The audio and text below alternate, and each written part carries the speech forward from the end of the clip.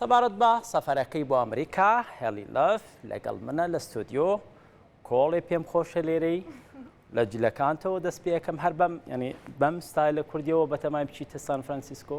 ئینشاءڵڵا بەڵێ ئێوار باش و زۆر سپاس کاکشاهۆ و ئێوار باش بوو بینارێ ڕوودا و زۆر سپاس.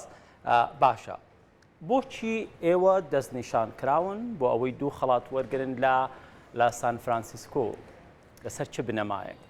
بەری چەند هەیڤا بوو من داوەت هات و بچمە بەشدار بن وۆرڵد فیلم فێستیڤال سان فرانسیسکۆ لە ئەمریکا و زۆر شانەزیە بۆم بشم ناوی کوردستان و ناوی پێشمەرگە بگەهینە مەویرە و دوو خاڵاتە دێ وەرگرم یەک بوو باشترین میوزیک ڤیدیۆ کلیپا منیە شۆڕش و دوام ژی بوو وەکی empowering woman بێتە وەکی سیمبۆلی ئافرەتان کە تەسیری هەیە لەسەر بەڵێ زۆر شانەزی دەکەم و زۆر کێک خۆشم.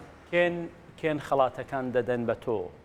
ئەولین خاڵاتە من بەست میوزیک ڤیدیۆ ئەو وۆرڵد فیلم فێستیڤال دێ خۆ دەوێت بەس women empowerment دێ UN دێ خۆ دەوێتە من.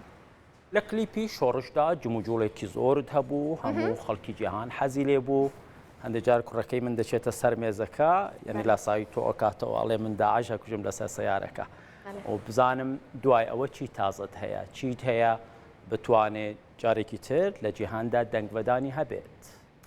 ڕاستی شۆت کەم سەر کلیپەکەی نوێ بەس وەزع چێکی خراپە ئیشەڵا وەزع باشتر بێت بشم کلیپە خۆ باڵا بکەم و هەروە سەری شۆت کەم سەر فیلمەکەی نوێ بەس ئەوە هێشتا سیکرێتە ئیشەڵا زووتنی واخشم.